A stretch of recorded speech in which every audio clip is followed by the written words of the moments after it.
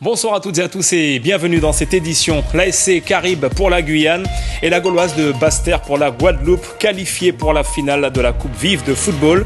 Les deux formations se sont imposées en demi-finale hier soir au stade Edmar Lama face respectivement à l'Étoile de Matoury et le Golden Lion de la Martinique. Une rencontre historique ce soir. Le village Ayawandé à Awala Yalimapo a accueilli une délégation de 7 villages amérindiens afin d'effectuer un travail de mémoire et de réparation à propos du sort de leurs ancêtres exhibés dans les zoos humains à Paris. C'était au 19e siècle. La rubrique Omayuri Lecture consacrée à l'ouvrage Justin Cataillé, guyanais, humaniste, militant 1916-1962 du docteur en histoire Rodolphe Alexandre. Un travail basé sur des archives inédites. Rodolphe Alexandre que l'on entendra dans cette rubrique. Et puis notez que notre invité ce soir est l'artiste Tedji. Il a été consacré à 3 reprises au Lion d'Or de la musique guyanaise. On commence tout d'abord avec cette double arrestation. Les 2 derniers suspects du meurtre du membre du GIGN, Arnaud Blanc, le 25 mars dernier à Dorlin, ont été interpellés vendredi par les autorités brésiliennes. Les 2 hommes tentaient de fuir vers les États du Maranhão et du Pará. Une arrestation dans le cadre de l'opération Horus, opération conjointe entre les autorités françaises et brésiliennes. Le stade Edmar Lama, vous le disiez en titre, accueillait hier soir les demi-finales de la Coupe Vive de football. L'ASC Caraïbes s'est imposé au tir au but face à l'Étoile de Matoury. Les Cayennais n'étaient pas les favoris, mais ils ont su être efficaces dans cet exercice des tirs au but après un score nul 0-0 dans le temps réglementaire. Le résumé est signé Jean-Gilles Assard.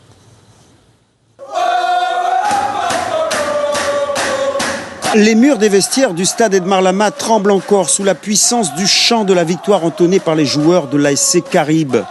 Une victoire au tir au but.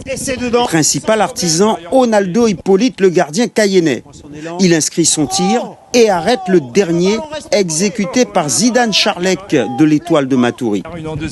L'homme a rayonné de certitude dans cet exercice et pour cause. On n'a pas l'habitude d'arriver là avec l'Étoile. Je dis que dès qu'on arrive là, on va qualifier, parce que je suis bon en tir au but.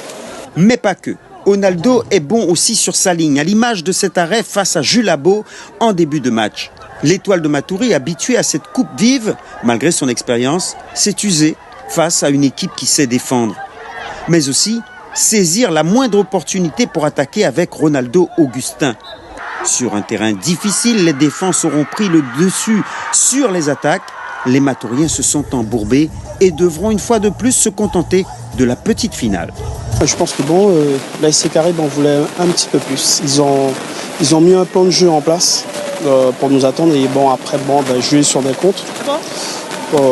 Ça a payé. On est recalé pour jouer pour la 3e place. On va la jouer comme d'habitude, on va dire. Et là, on va revenir lundi pour au moins sauver les meubles. Du côté de l'ASC Caraïbes, la belle histoire de ce jeune club créé en 2015 se poursuit. Maurice Tramoni continue à croire au destin de son groupe. Une finale, on y va pour gagner, mais je pense que je n'aurai pas besoin de leur donner plus de motivation que ça, parce que Caraïbes, dans l'histoire de Caraïbes, c'est la première fois qu'ils vont faire une finale, notamment de Coupe Vive, anti-Guyane. Donc je pense que ce soir, j'aurai un peu de mal pour les mettre au lit. Mais bon, je pense que la motivation sera complète. Après le gel d'art de Kourou en 2019, l'ASC Caraïbes, en cas de victoire face aux Guadeloupéens, entrerait dans l'histoire du football guyanais en étant le second club vainqueur de la Coupe Vive. L'ASC Caraïbes va affronter en finale de cette Coupe Vive la Gauloise de Basse-Terre. Le champion guadeloupéen s'est imposé face au Golden Lion de la Martinique. Score final 2-1. Le résumé de la rencontre signé Karl Sivat. Terrible désillusion pour le Golden Lion qui a dû s'avouer vaincu face à la Gauloise. On sait que l'équipe de Golden Lion, c'est une équipe qui est joueuse, qui joue bien au ballon. Faut être patient et jouer nos coups à fond. C'est ce qu'on a su faire. Hein. On a eu 2, vraies occasions. Et on a su les mettre au fond. Et surtout la dernière au bon moment. Dans le match entre clubs antillais, la première mi-temps a été plutôt équilibrée avec certes des occasions, mais une production au final qui n'a pas enthousiasmé le maigre public venu au stade. Et attention, oh là, il y aura peut-être un tir. À la 47e minute, Alvin Lamazine ouvre le score pour le Golden Lion, 1-0 pour les Martiniquais. On frappe de Lamazine et c'est le but. 10 minutes plus tard, le ballon pour Chris Manuel Petit d'une talonnade pour Davidas qui score. Égalité, un but partout. La fin de la partie a vu les deux équipes obtenir de belles occasions, mais par maladresse ou précipitation. Attention, le ballon pour Lamazine. On se dirigeait vers les tirs au but. Oh non, Lamazine. Oh là. Et puis, à la 94e minute, Davidas a crucifié les Joséphins. Là, ça fait un moment que j'attends des petits ballons avec beaucoup d'amour. En première mi-temps, ils ont essayé de me la donner avec amour, mais il n'y avait pas de réussite. Et là, la dernière passe, elle n'était pas faite. Et je me devais de finir l'action et j'ai fait un petit piqué. Lamazine, attention, là, un ballon. Les Martiniquais n'ont pas connu la réussite hier soir. Oh là là, Kevin Parsemin. Aujourd'hui, on a été maladroit, mais dans les deux surfaces, puisque on marque pas sur les occasions franches qu'on a. J'ai pas retrouvé vraiment le jeu de mon équipe. Je pense pas qu'on s'était mis de pression supplémentaire parce que je leur avais dit on a gagné le plus beau titre cette année, c'est le titre de champion de Martinique. Et c'était bien si on pouvait mettre des bougies ou des étoiles sur le beau gâteau qu'on a gagné la semaine dernière. Lundi, la Gauloise de Basse-Terre disputera une finale inédite face à l'ASC Caribe. Et puis en match de classement, l'Étoile de Matoury sera opposée au Golden Lion. Et pour refermer cette page football, eh bien, il y a une bonne nouvelle. La sélection guyanaise U13 a fait une prestation honorable dans un tournoi baptisé Championnat du monde de Plomelin. C'est dans l'Hexagone, en Bretagne. Nos jeunes Yana Doko, en fait, ont terminé 4e de la compétition face à des clubs comme Guingamp, la JOCR, Montpellier ou encore Toulouse, qui d'ailleurs a remporté le tournoi. La Guyane remporte le prix du meilleur gardien et celui de la convivialité. On reparlera de sport en fin d'édition. Et on poursuit avec une histoire douloureuse que les peuples amérindiens de Guyane tentent de transcender. Une association basée au village Ayawande à Awala-Yalimapo entame une démarche de réparation, une démarche pour restaurer la mémoire de leurs ancêtres exhibés dans des os humains. C'était au 19e siècle à Paris. Terence Moy. Ayawaoundé, le village amérindien sur une presqu'île de la commune d'Awala-Yalimapo, accueille une délégation particulière. 7 villages amérindiens se sont réunis pour aborder la question des anciens qui ont été envoyés en France en 1882 pour être exhibés au jardin zoologique d'acclimatation. Si cette histoire est plus ou moins connue par les yopotos des différents villages, l'entendre de la bouche de l'une des descendantes renforce la volonté de s'approprier cette partie de l'histoire. Ça m'a rendu, comme je dis, très émue par rapport, et partie aussi, j'ai trouvé ça très douloureux de ce que mes compatriotes ont vécu. Corinne Toka de Villiers, arrière-petite-fille de Moliko, une jeune Kaligna partie pour être exhibée à Paris en 1892, est à l'origine de cette rencontre entre chefs coutumiers des villages amérindiens du côté français, mais aussi du côté du Suriname. En 1892, ce sont 33 Kaligna, principalement du village Galibi de l'autre côté du fleuve, qui se sont retrouvés dans ce même jardin zoologique. Il ne savait pas réellement l'histoire, donc je lui ai expliqué dans notre langue Kaligna l'histoire, pourquoi, du comment et leur retour et les morts. Au-delà de l'échange, la rencontre doit rassembler les volontés de chacun des chefs de village autour de plusieurs projets. 2 espaces de mémoire doivent sortir de terre en 2024, avec la création de 2 bustes en bronze de femmes Kaligna. L'un sera au village Ayawaoundé, l'autre à Irakubo. Je suis un Téléwouyou du peuple Kaligna. Ce sont des Téléwouyou, nos ancêtres, qui ont été emmenés à Paris. C'est pour ça que je me sens concerné par cette histoire. C'est une histoire importante pour moi dont on doit parler. Il faut qu'on travaille tous ensemble. Les 7 villages amérindiens présents ont signifié leur accord pour l'emplacement de ces espaces de mémoire. Ils sont également unanimes pour un autre projet. Est-ce que, oui ou non, les Yopotos sont d'accord pour faire revenir nos restes humains, nos 6 restes humains qui se trouvent actuellement au musée de l'Homme à Paris? L'association dispose déjà du soutien d'élus locaux et de la collectivité territoriale. Elle espère que l'État sera également présent pour soutenir leurs projets futurs, notamment dans l'éducation, et ainsi s'engager vers la reconnaissance de ce passé douloureux. Et toujours dans l'Ouest, la ville de Saint-Laurent-du-Maroni commémore le mois de l'abolition de l'esclavage. Danse, ateliers et témoignages. Il y avait hier toute une série d'animations que vous pouvez retrouver en détail sur notre site internet avec cet article signé Éric Léon. Retour gagnant pour les Lindors de la musique guyanaise. Hier soir, un hommage a été rendu à de nombreux artistes lors de la soirée de gala au Zéphyr, un show musical que vous avez pu suivre sur notre antenne. Les temps forts pour ceux qui ont loupé le rendez-vous et juste après, on en parle avec notre invité. J'ai souvent connu l'enfer, décembre qui gèle les rivières. J'ai subi le temps et ses tourments.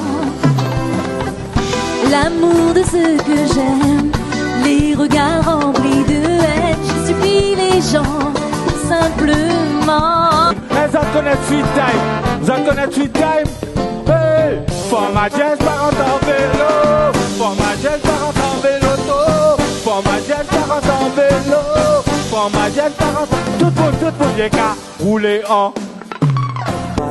Quand il me lève et laisse la place au plus éclatant des ciels, au-dessus d'elle, et le monde est là, sous ses nombreux pas. Nanao, nanao, nanao, nanao, nanao, nanao.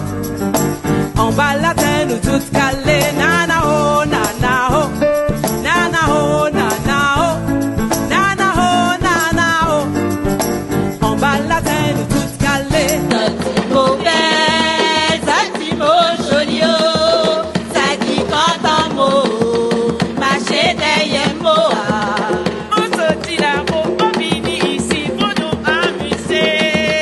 Mon prochain pas guère un jour, mon parachèque passé. La vie arrête, combien mon gars prend là? Pas fait couillon, pas baguette pour faire jot là. Mon lac est tôt et demain tôt est modèle.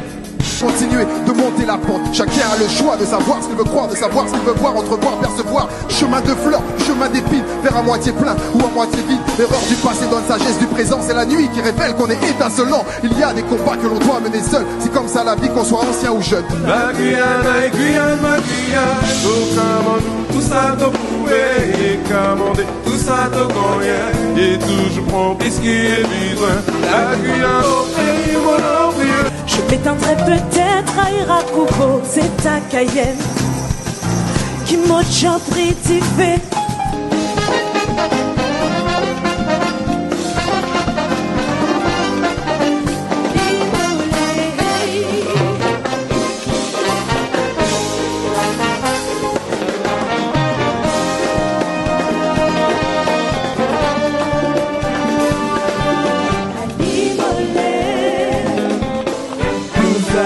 Tous en je vois la vie en blues, blues, blues. Et notre invité ce soir est l'artiste Tedji. Bonsoir Tedji. Oui, bonsoir Carson, bonsoir, belle bonsoir à tout le monde. Alors une édition qui vous sourit puisque vous avez reçu 3 Lindors. Tout d'abord meilleur succès populaire de l'année 2020-2021, meilleur interprète masculin et également meilleur vidéoclip avec le titre Laro Mobati réalisé par André Suzuki Moreira. Qu'est-ce que vous apporte une telle consécration, allez, 24 heures après? Mais avec un peu de recul, beaucoup d'émotions et puis quelque part ça conforte, ça confirme aussi pour moi qui suis sur le chemin depuis quelques temps déjà, on va dire. Alors, avant de poursuivre, on va voir un extrait parce qu'on a vu pas mal d'artistes et on va voir un extrait de votre prestation hier soir en live.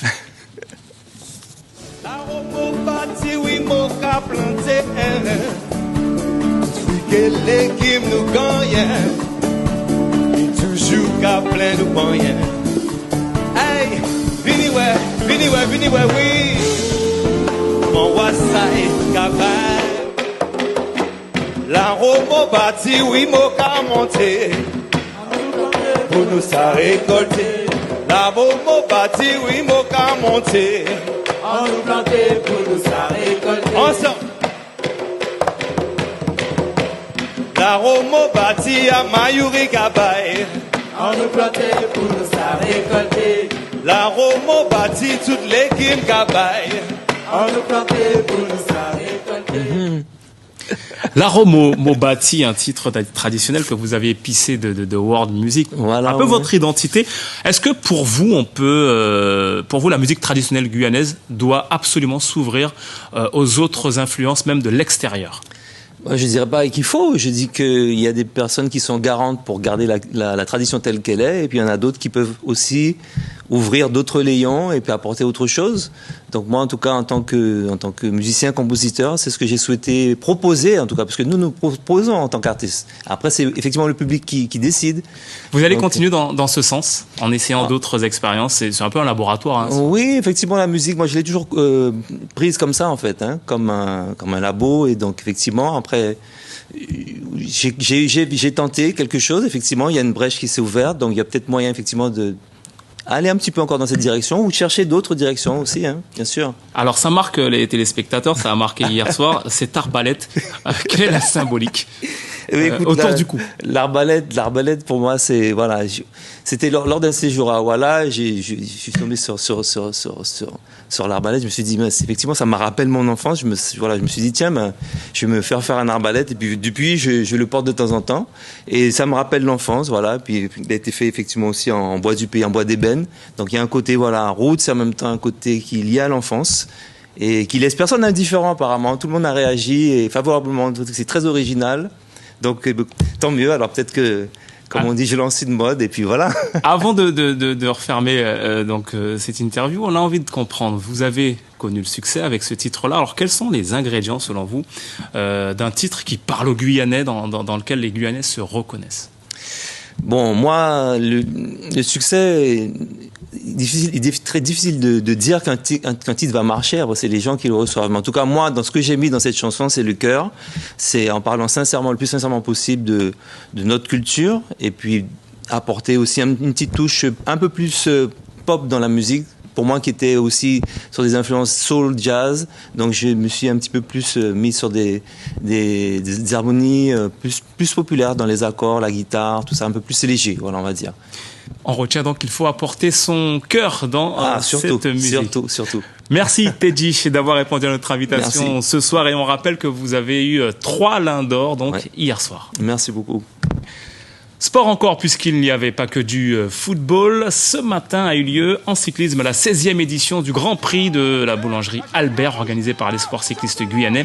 141 km sous la pluie pour effectuer la grande boucle de la Grande Couronne de l'agglomération cayennaise. C'est Thierry de Saint-Niémoy, vous le voyez, de l'Espoir cycliste guyanais qui s'est imposé devant Kenrick Golitin du Vélo Club de Sinamari et John Miranda Souza du Vélo Club guyanais. On écoute le vainqueur au micro de Guillaume Perrault.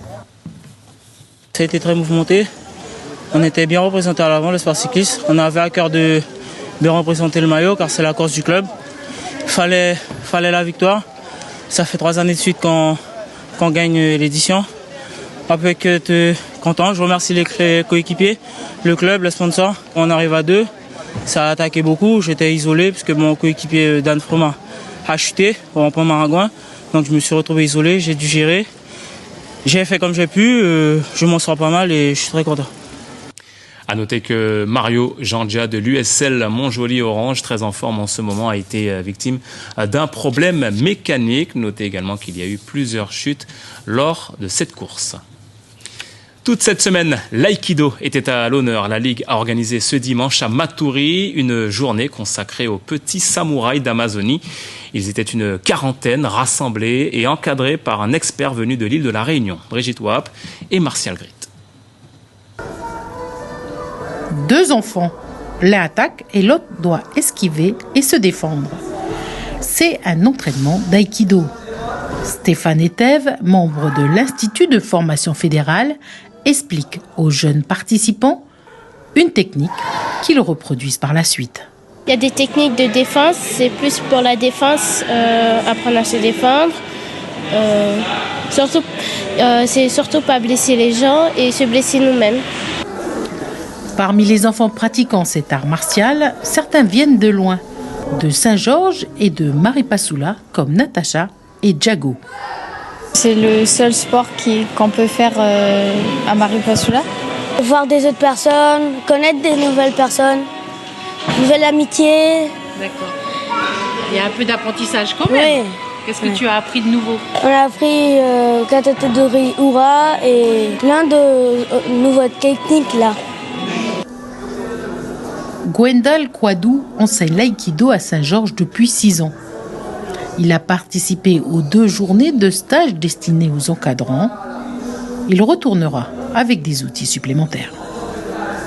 Comment structurer un cours et comment réussir à faire jouer les enfants en leur apportant de l'aïkido et ensuite à passer du jeu à l'aïkido en lui-même. Donc, ça m'a apporté énormément d'éléments pratiques et théoriques.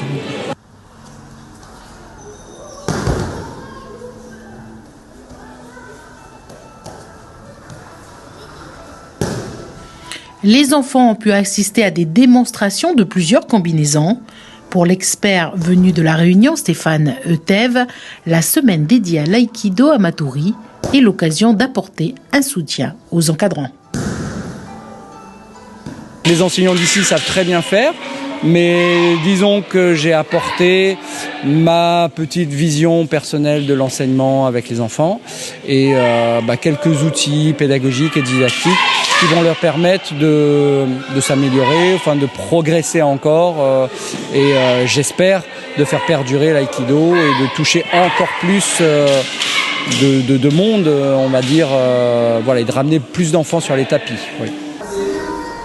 Autre entraînement qui plaît beaucoup aux enfants, la pratique des armes comme ici, des shinai.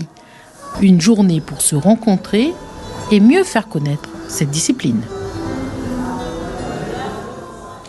On termine avec la rubrique Omayuri Lecture, présentation ce soir du 5e ouvrage de Rodolphe Alexandre, intitulé Justin Cataillé, guyanais, humaniste, militant, 1916-1962. Rodolphe Alexandre, docteur en histoire, a eu accès à des archives inédites.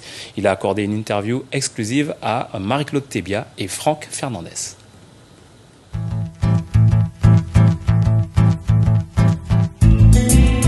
Bienvenue dans Omayuri. Le 22 juin 2023 sera commémoré le 61e anniversaire de la disparition de Justin Cataillé. Il avait 46 ans. Il est mort dans un tragique accident d'avion, un crash à DR en Guadeloupe. Justin Cataillé, fondateur du Parti socialiste guyanais, meurt brutalement, laissant derrière lui un héritage qui marquera à jamais l'histoire de la Guyane. Sa vie est digne d'un personnage de roman, à l'engagement et la clarté politique sans faille. Aujourd'hui, il appartient au panthéon des figures illustres de la Guyane.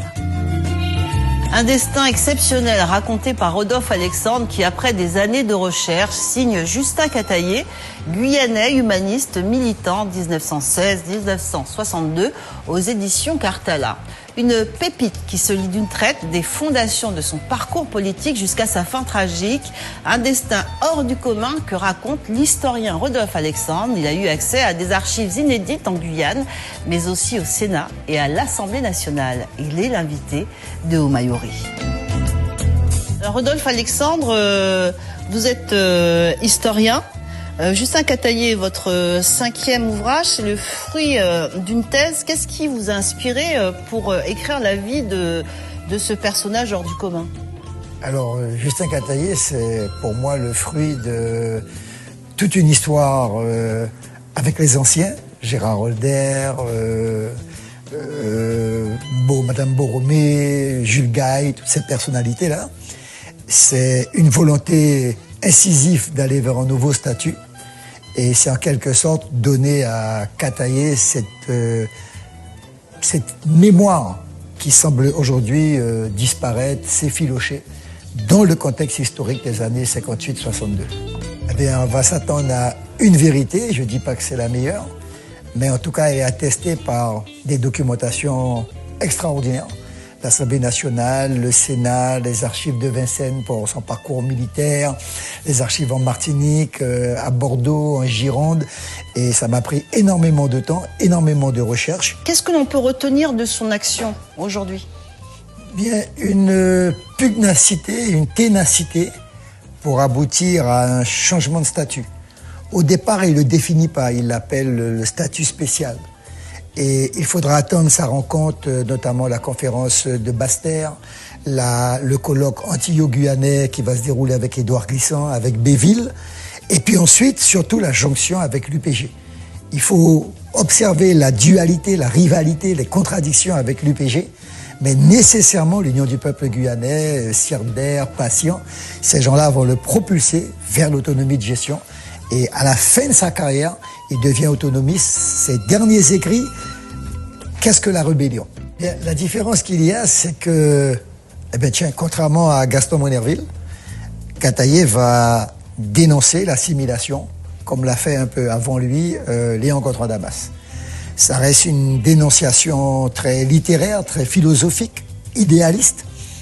Et progressivement, sa prise de conscience va évoluer. Et en fait, quand on regarde vraiment les textes, le 73, il est pour une région avec de nouvelles compétences. Ce qui explique sa rencontre avec Malraux, dont on parlait.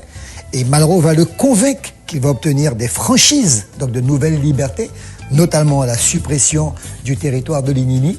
Et il va se retourner du non maintenant, il va lancer le mot d'ordre du oui pour la constitution du général de Gaulle. Vous faites un portrait de Justin Kataïé qui est sans complaisance puisque il est manipulateur, il est autoritaire, il est un peu égocentrique.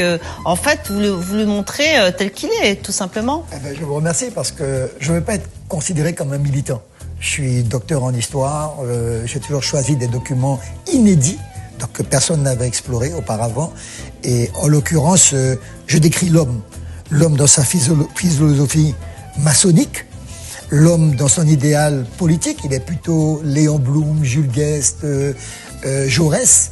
Il est anti-marxiste-léniniste, donc il est contre tout ce qui est la dialectique de Engels, de Marx. Et enfin, on va dire qu'il est pragmatique. Alors vous évoquez également sa fin plutôt tragique. Quelle est votre opinion sur cet accident d'avion qui a fait 113 morts? Alors, je ne suis pas dans la philosophie de ce grand historien, M. Stora. Je considère qu'il y a des probabilités vers un attentat. Et donc moi, je le dis pas clairement, mais je mets en place toutes les pistes. Comment un pilote as de guerre qui a conduit le général de Gaulle, brillant, qui a dénoncé plusieurs fois les atterrissages de nuit au Rézé, un avion neuf qui a même pas 1000 heures de vol, certes un très mauvais temps, nuageux, des appareils qui tombent en panne, comment cet avion arrive à se cracher sur ADN. En tout cas, c'est véritablement un livre passionnant. Justin Kataïé, guyanais humaniste militant, un livre de l'historien Rodolphe Alexandre. Excellente soirée. Nous nous retrouvons dans 15 jours. À bientôt.